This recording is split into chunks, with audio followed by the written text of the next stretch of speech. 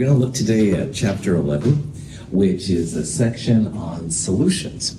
So while in the last couple chapters we've looked at gases first, we then looked at solids and liquids and how to interconvert them. Now we're going to look at what is probably the most important of all of the chemist tools, which is the solution.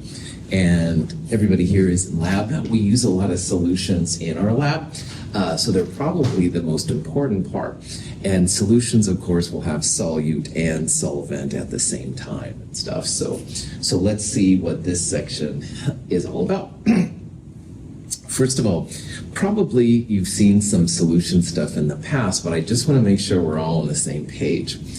Solutions are homogeneous mixtures, which means you can't tell if they're pure or not. So if you had a sugar solution, it would look like water, all right? But you take a drink of the sugar solution and you certainly know it's not water anymore. So homogeneous just means it looks like it's one phase. You might have a color to the solution. This is a copper solution here, you can see, which is really cool. Now, there are actually three kinds of quote-unquote solutions, and we're going to talk mostly in this chapter just about the traditional solution, acids and bases and sugar waters and all this kind of stuff. But I'll briefly mention what are called colloids and suspensions. Colloids and suspensions are used a lot in biology when you have things like blood, all right, or even yogurt is a suspension, and stuff we'll talk about. But anyway, this is a pretty important chapter, so we'll see what this area is all about. In a solution, as well as colloids and suspensions, although we won't talk about it as much, you always have a solute and a solvent. Now, note the poor use of terms, in my opinion here. Solution has solute and solvent. So solute plus solvent equals solution. They all begin with SOL. There's a different definition for SOL out there, but in my G-rated class, I'm not going to talk about it. Just realize they all sound the same. And again, I apologize for the confusion. If you have a covalent molecule like sugar that you put in the solution, it becomes hydrated. The water molecules will actually attach it. Now, what a chemist would do is sugar, this form of sugar is a solid, like the sugar you'd add to coffee or something. But when you put it in water, it becomes AQ. That's the way to say that it's been hydrated. It's no longer just a solid. On the other hand, the ionic compounds that you put in, they will dissociate. And in the net ionics part, that was really important. Sodium chloride is an example of a solution that does dissolve in water, but it does more. It breaks up into the cation and the anion. So you'd have sodium plus aqueous running around, as well as chloride ions in water running around. So these are just the different ways that chemists talk about these solutions. Nickel chloride is added to water. It dissolves readily.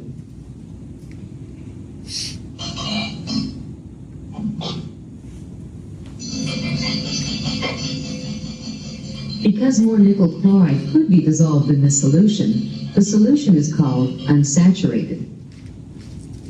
When solutions of lead nitrate and potassium iodide are mixed, solid lead iodide precipitates from solution.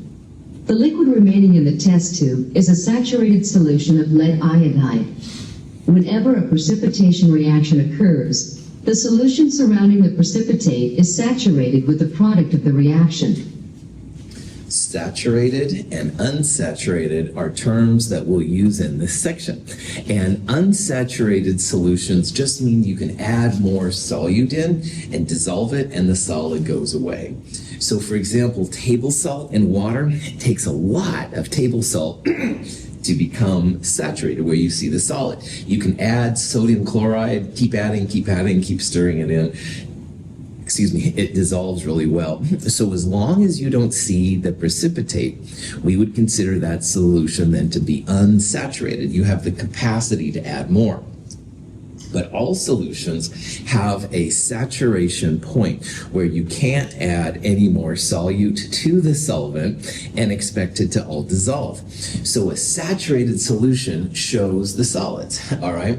You no longer have enough solvent to dissolve these compounds. So some ionic compounds in water have a really high saturation point. Sodium chloride, sodium nitrate, stuff like that. On the other hand, this compound right here, you add just a little bit and it shows the solid. I think this has led to iodide. Some solutions just take tiny, tiny bits to make the solid appear. So if you see the solid, chemists will call it saturated. If you don't see the solid, i.e. you can add more to get it to dissolve, that would be unsaturation. In Chem 223, you'll study how to figure out how much it takes to get to the saturation point where you start to see the solids. Once in a while, too, you'll hear about supersaturated. When supersaturated sodium acetate is poured onto a few grains of solid sodium acetate, the amount of sodium acetate dissolved in excess of the saturation point precipitates, forming a solid. Some of the liquid solution, which is now simply saturated, becomes trapped within the solid. If you heat a solution up, you can sometimes get more solute to dissolve. And if you take that saturated solution at the warmer temperature and cool it down, you can sometimes create this phenomena, which is called a supersaturated solution. And so you start to crystallize the solute right away. In organic chemistry, this is really important. You can start with a seed crystal, and you can make your precipitate crash out or become a solid really readily. Supersaturated isn't as common as unsaturated and saturated, so as long as you know these terms and stuff, you're good to go. Any questions? Okay, so unsaturated, you don't see any solid. Saturated, you see the solid. And supersaturated is weird. Anyway, gases will usually be more soluble in liquids at lower temperatures. As you increase the temperature, the gases tend to go away. So these are curves here for gases. CH4 is methane, helium, etc., etc.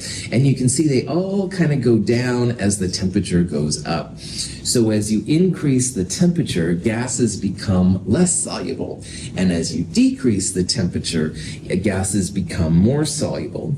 And this person with the last name of Henry started studying this, and he figured out what's now called Henry's law.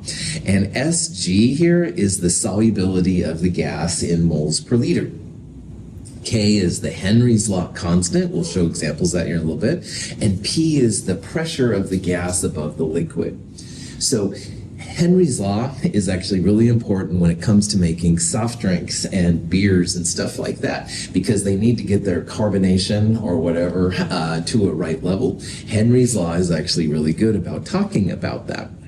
But anyway, soft drinks are usually served cold because cold temperatures dissolve the gases better. When you pop the top, the kind of stuff comes out. That's because it's warming up, and also you're having a pressurized system become smaller pressure, so the solubility is less. So anyway, Henry's law is cool when it comes to gases and how to describe how soluble they are. But again, the big part here, gases are less soluble at warmer temperatures. I think the warmer temperatures just basically kick them out of your solution, basically. Here's just some examples of Henry's law. When a can of soft drink is opened, a whooshing sound is heard, and the solution begins to release bubbles.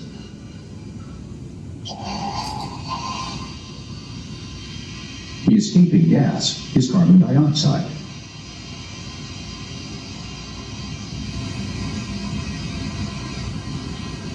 Henry's law explains why the gas leaves the liquid only after the can is opened. So Henry's law talks about the solubility, how many moles of the gas dissolve in a liter, and it depends on the pressure of the gas, which is what this term is, and also just some constant. The constants are nothing you need to worry about. This is an example of the constant for oxygen. There would be a K for CO2 and CH4 and all that kind of stuff. But anyway, as you pressurize a gas, like here's this piston being pushed down, then more of the gas starts to dissolve in in the solution at the higher pressure than it does at the lower pressure. It kind of forces the gas to go inside. So a soft drink can, or beers and stuff like that, they're pressurized, right? You shake them up and, ha ha ha, and spray them in your friend's face. You probably are more mature than I am, so you haven't done that, which is good. But anyway, if you pressurize it, then you open it up fast, you're lowering the pressure, so all the stuff escapes. So as you lower the pressure, the gas is no longer soluble, it escapes. People associate that psh sound with kind of satisfaction, I think. Anyway, Henry's Law is cool for soft drinks. Questions? So, after a can of Diet Coke, you can fill in your own soft drink if you want, is removed from the refrigerator, opened and left to stand, which of the following best describes how this all works out? And if you think about it, as you open the can, you are lowering the pressure. Because the can is pressurized, you open it up, the pressure goes down. As the pressure goes down, the solubility goes down. That's going to be a big part of it. You are also raising the temperature as you take it out of the refrigerator. So that could be part of this too. As the temperature goes up, gases aren't as soluble either. So for all of these reasons, people then leave their soft drinks in the refrigerators usually. As you take them out, they warm up, they lower the pressure. Hear that thing? Don't want it to go flat. Questions? All right. Now, gases become less soluble as you warm them up. On the other hand, solids generally become more soluble as the temperature increases. So this graph shows many different solids, all right? They're all ionic. Most of them, these over here, most of them as the temperature goes up, i.e. go to the right, most of them, their energy increases. However, there are exceptions. This is an example of a cerium sulfate compound. It's kind of a weird compound, but it actually decreases in solubility as temperature goes up. In Chem 223, you'll talk about why this is the case. But for right now, as a general exception, if you warm something up, you're going to get more and more of the solute to dissolve, all right? That's generally the trend with solids. Gases become less soluble, but solids generally become more soluble. Liquids, on the other hand, if you have liquids in liquids, they can be infinitely soluble. Like you can put as much water and antifreeze or whatever together, and they'll just keep dissolving. So if it's liquids in liquids, sometimes they refer to these solutions as miscible. And miscible just means that they get along really, really well. Water, antifreeze, ethanol, water, acetone and water, all these kind of things get along really well. However, you can have immiscible solutions too. So then you maybe heard the expression that oil and water don't mix, and it's true. This is an example of a water on the bottom, oil on the top. Oil is basically induced dipole forces. It's basically nonpolar. Water, on the other hand, very strong hydrogen bonds. So they have quite different intermolecular forces. They really don't get along too well. A little bit of induced dipole, but overall they leave separate together. So that's why they're kind of doing their own thing. Cool. So gases become less soluble, solids generally become more soluble. Liquids in liquids, it's either miscible or immiscible. It doesn't matter what temperature it is. So solutions, all right, when you have a solute and a solvent, have what's called colligative properties. And colligative properties are just properties that solutions have that pure solvent, pure liquids, and pure solids do not. So think of these as four superpowers, all right, that the solutions have that pure solute, pure solvents do not. And chemists can use these to some really interesting kind of ways. So the four colligative properties are vapor pressure lowering, vapor pressure decreasing, melting points decrease in the solution relative to the pure solvent, boiling points increase in solutions relative to pure solvents, and also you have something called osmosis, which is possible. Osmotic pressure and osmosis, same thing. So these four things, vapor pressure lowering, melting point lowering, boiling point increasing, and osmosis, these are the four colligative properties, the four superpowers, if you will, of solutions. If you have a pure solvent, none of these are possible. But you start putting solute in the solvent to make a solution, all of a sudden these four pop out. Now, what makes these kind of weird here is that all of these colligative properties depend on they don't depend on the kind of solute, it only depends on the number of solute particles. Now, molality, which has been used so much in all of chemistry and will be used extensively after this chapter as well, but molality doesn't really do a very good job when it comes to the colligative properties, because we want to know the number of pieces. We don't need to know if it's an acid or a base or polar or non-polar. So in order to really knock these colligative properties out, we have to look at some new types of concentration units. And so that's what we're going to focus on here in just a little bit. And these new concentration units will then help us to understand the colligative properties. So today what we're going to do is we're going to first go through these new concentration units, and then we're going to see how those apply to the four colligative properties up here. No problem. Any questions? Okay. So one of our new concentration units is called a mole fraction. And a mole fraction is literally just a fraction between the moles of what you're looking at divided by the total moles. So if you have some kind of solution A, B, and C, and you wanted to know the mole fraction of A, which by the way gets this capital X, it's officially a Greek letter chi, but you can call it X, it's fine. X of A would be the mole fraction of A. That would equal the moles of A divided by the total moles. Now, moles are just numbers, as you know. So moles of A divided by total moles, mole fraction is just going to be a number. Mole fraction is always between 0 and 1. And if it's a mole fraction, it'll be larger than 0 and less than 1, as we're going to see. So chi, or X of A, is the mole fraction of A. Molality sounds a lot like molarity, but they're different. There's some similarities, but there's some differences too. Now, molarity gets the capital M, molality gets a small m. So the molality is equal to the moles of solute divided by the kilograms of solvent.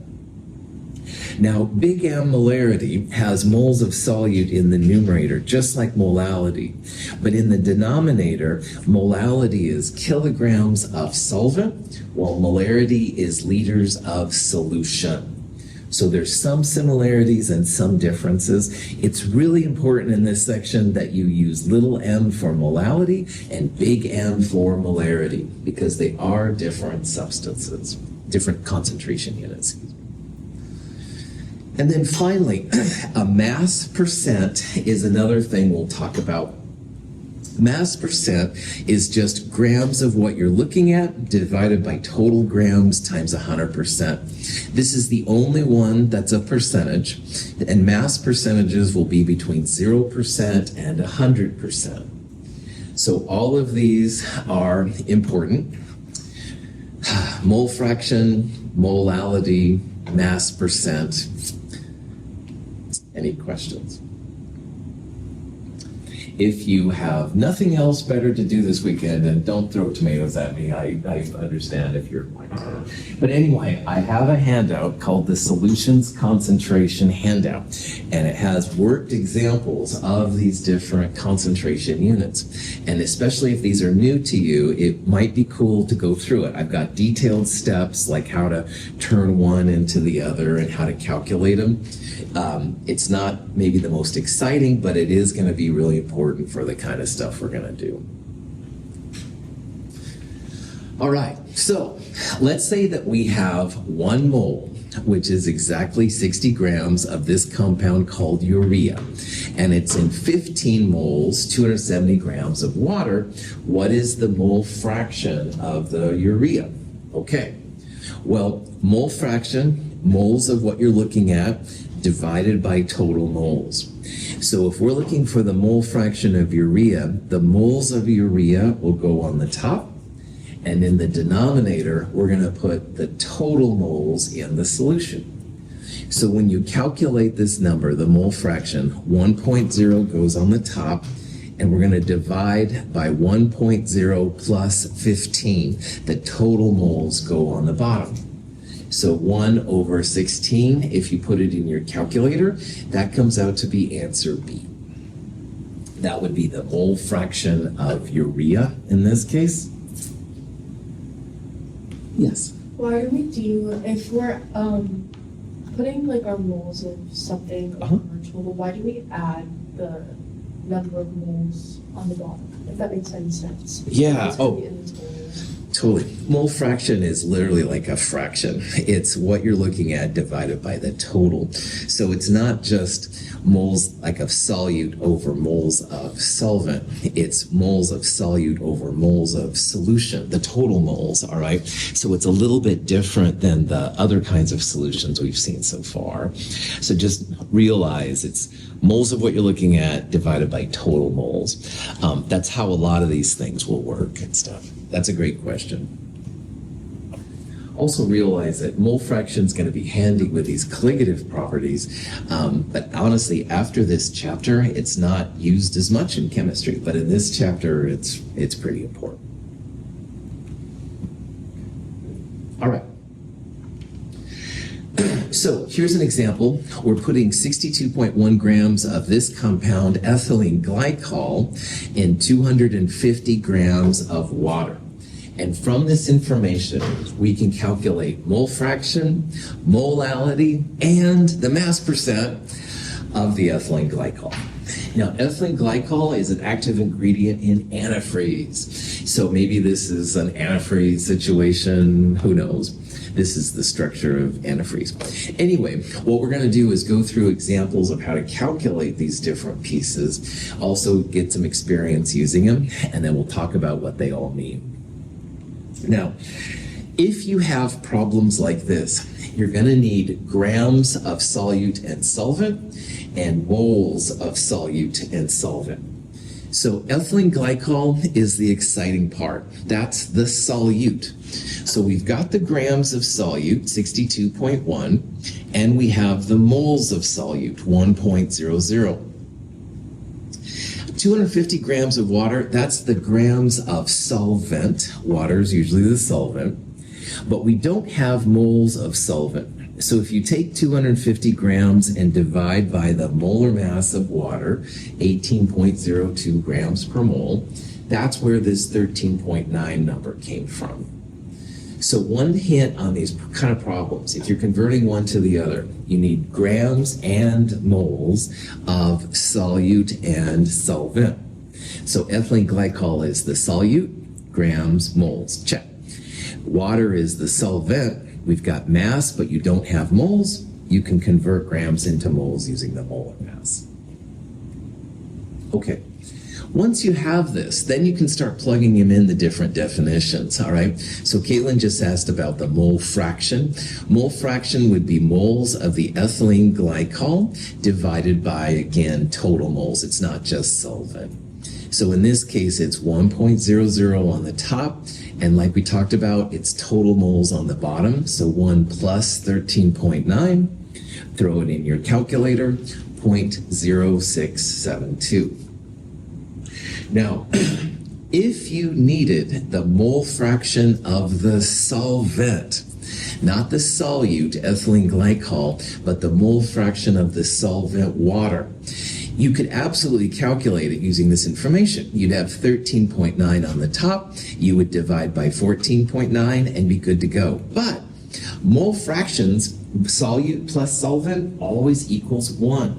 So if you had a question like that, you could also go 1 minus the mole fraction of solute to find the mole fraction of solvent. That's just a little hint that once in a while saves you a little bit of math. But you could also just say 13.9 on top divided by 14.9 on the bottom, and that would be legit. Questions? Right. Mole fraction, again, will always be a number between 0 and 1. 0, it basically means you don't have anything. 1 would mean you'd have a pure system. So usually it's greater than 0, less than 1. So you can see you've got a lot more moles of water than you have moles of ethylene glycol. Okay. Molality, the little m, moles over kilograms of solvent. So I've been pushing pretty hard that you know, like grams to kilograms, joules to kilojoules, stuff like that. 1,000 grams in a kilogram. So molality, moles of solute, the ethylene glycol, divided by kilograms of solvent. So 250 grams divided by 1,000 is 0.250 kilograms.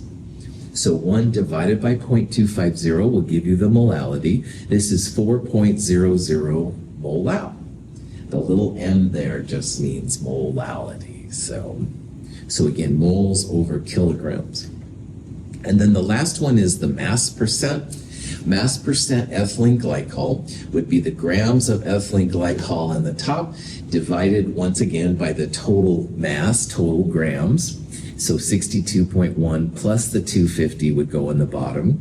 This one is a percent, so you'll multiply by 100%. 19.9% ethylene glycol.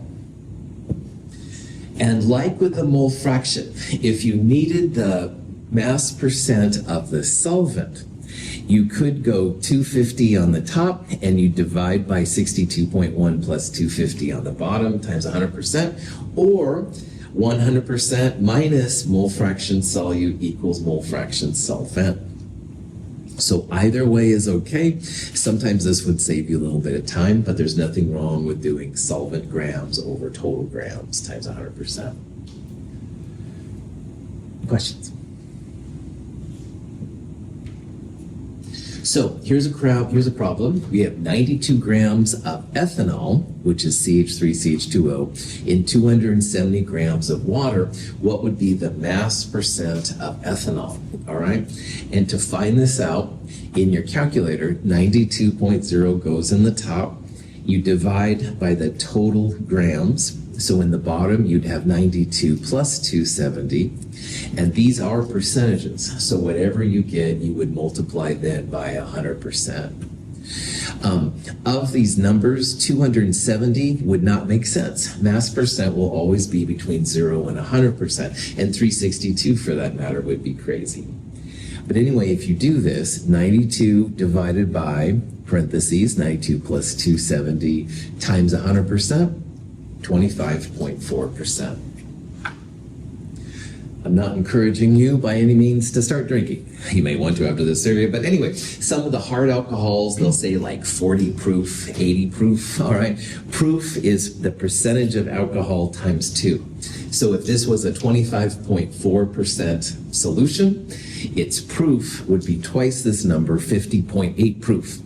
Woohoo! Just say no, kids. Anyway. Trying to make it exciting. Questions on this of why I think alcohol is exciting? Like the stars. All right. But darn you, molarity. Molarity, the big M, is still the king of the concentration units.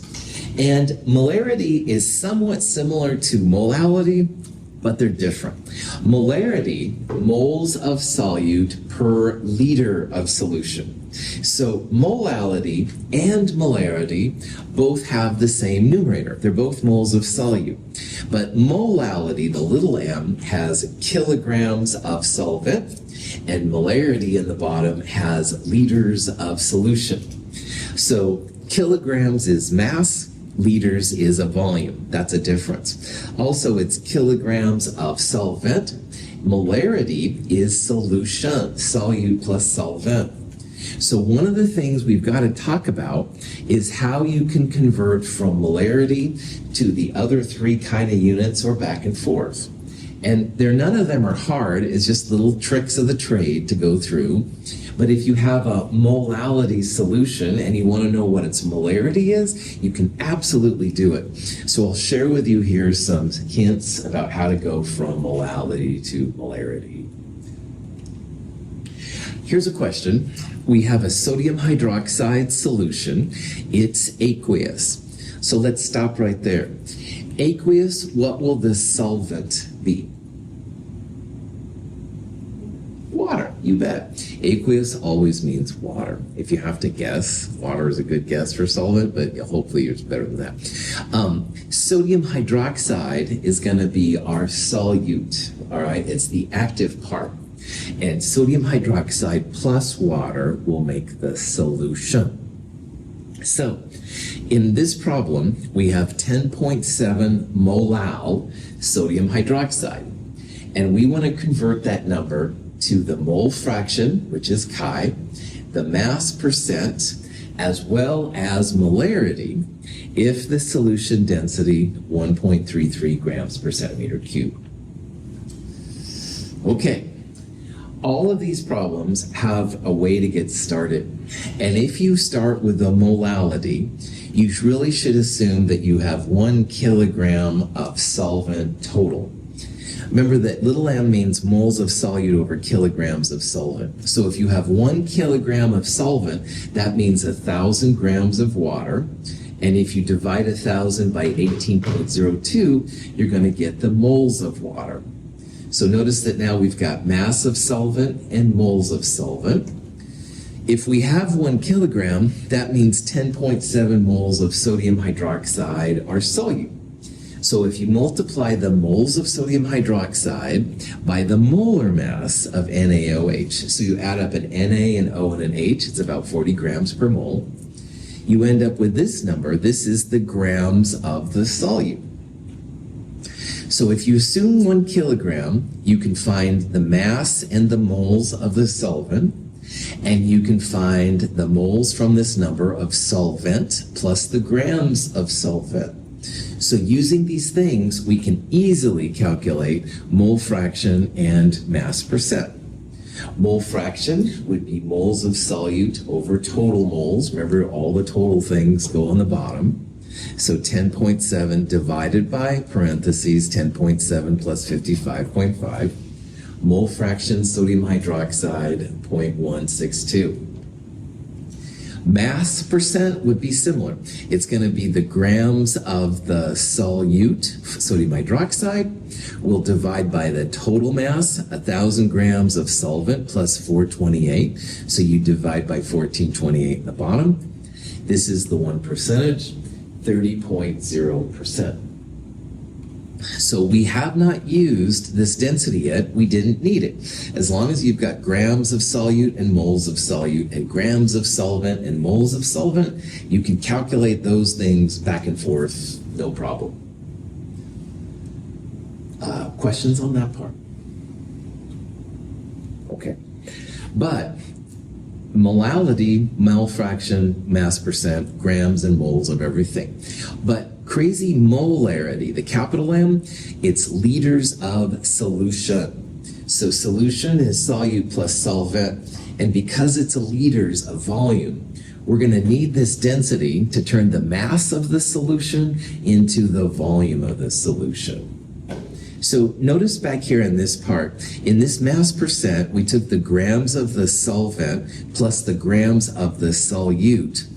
If we added those together, that would be 1428 grams of solution. So keep that in the back of your mind there. So if we have 1,000 grams of solvent and 428 grams of solute, we have 1428 grams of solution. I literally just added those together. Solution is solute plus solvent. We just took the grams of water plus grams of sodium hydroxide to get this. And this is where now the density pops in. These numbers are the densities of the solution. So you can turn the solution grams into a volume of solution. So this comes out to be 1.07 liters. Now we already have in this problem 10.7 moles of NaOH, the solute. So your molarity, moles of solute, same numerator, but in the denominator now, it's 1.07 liters. So the molarity of this solution will be 10.0 moles. One little hint, molality, the little m, those values are almost always greater than the molarity, the capital M. So in this problem, 10.7, the molality is bigger than the 10.0 molarity, 10.0. A little bit different stuff, so. Questions on that? Okay, let's take a 5-minute break here, think about it. We'll come back and we'll see how these units can be applied to these colligative properties. So take a break. We'll meet back here about 10:25 or so.